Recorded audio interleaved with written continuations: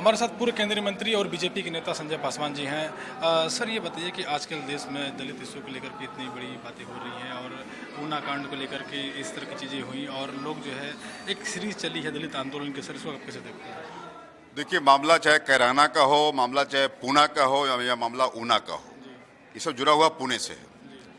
पूना, ऊना, कैराना, आप देखेंगे घटनाओं का सिलसिला अगर, तो ये लड़ाई पूरे सम्मान की लड़ाई है। ये जैसे एमपी एमएलए बनना सीख गए लोग, पूना पैक्ट हुआ, एमपी एमएलए बनना सीख गए, लेकिन सम्मान की लड़ाई, प्रतिष्ठा की लड़ाई अभी भी लोग लड़ रहे हैं और मुझे लगता है वो लड़ाई बड़ी निर्णायक अवस्था में पहुंच रहा है।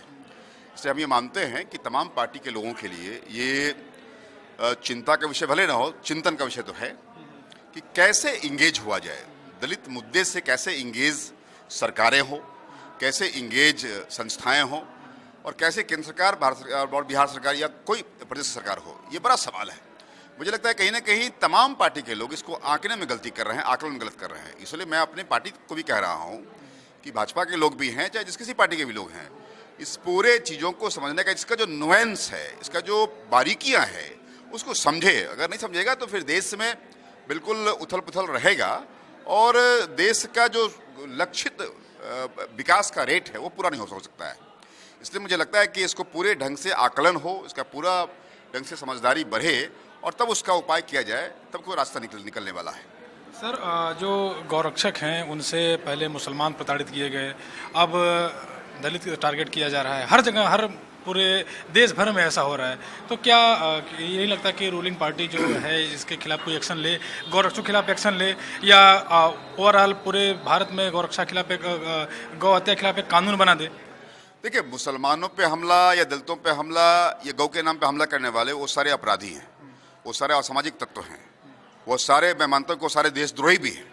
इसलिए उसका जोड़ना कोई किसी पार्टी विशेष से मैं उचित नहीं मानता हूँ। जिन्होंने घटनाएं किया है उनको पूरा सजा मिलनी चाहिए, उनको फांसी मिले, उनके तहत उनके लिए सीआरपीसी आईपीसी है, वो सब उनके साथ हो, लेकिन उसको किसी पार्टी से जोड़ना ठीक नहीं है। सर, बीजेपी के एक हैदराबाद के, तेलंगाना के एक एमएलए हैं राजा सिंह लोध, उन्होंने खुलेआम फेसबुक पे अपना जो है, सोशल मीडिया पे अपना एक बयान वायरल किया था और इसमें गौरक्षकों को बोलने कि आप डरिए मत, हम आपके साथ हैं। उनको भारतीय जनता पार्टी के आधिकारिक प्रवक्ता ने खारिज किया है और उनके बयान की निंदा भी की गई है। देखिए, मैं केवल ये कहना चाहूंगा आप लोगों से कि हर बात के लिए, इस देश में हर दोष के लिए भाजपा को या संघ परिवार को दोष ठहरा देना ये उचित नहीं है। इसलिए मैंने कहा कि उन चीज़ों को समझना होगा। अब मैं आज इसी प्रोग्राम में आया और कुछ लोगों को मालूम हुआ तो नहीं आया कुछ लोग यहाँ पर। अब मतलब ये है कि ये जो नया किस्म का छुआछूत हो रहा है, ये नया भेदभाव हो रहा है, ये उचित नहीं है। मैं तो दौड़ के आया कि मैं जा रहा हूँ वहाँ पे, लेकिन मेरे नाम को सुन के लोग नहीं आए।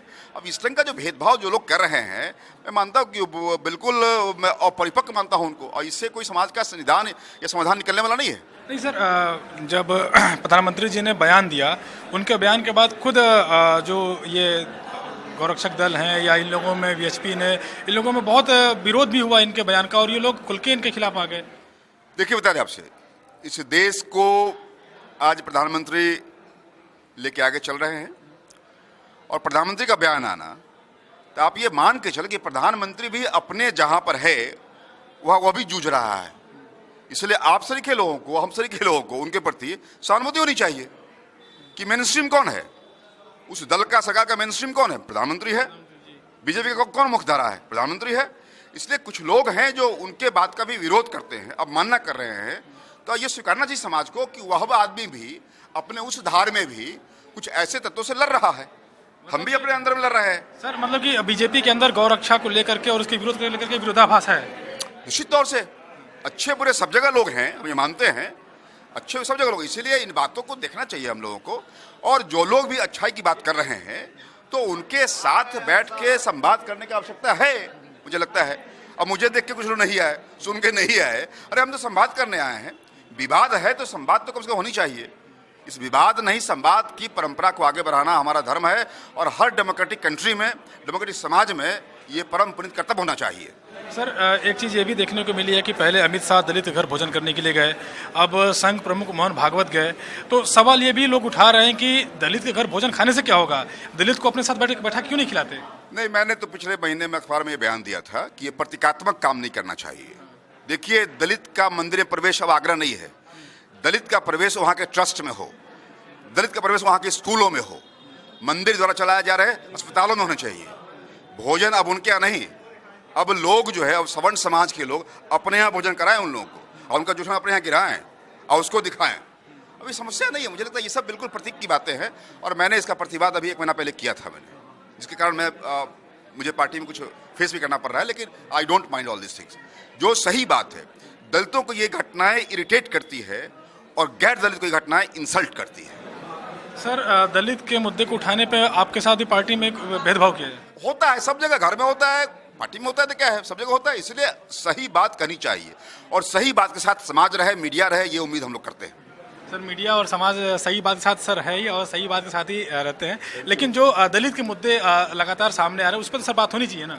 देखिए, सरकार में बीजेपी बैठी हुई है, मुद्दे सरकार से इंगेज होना होगा।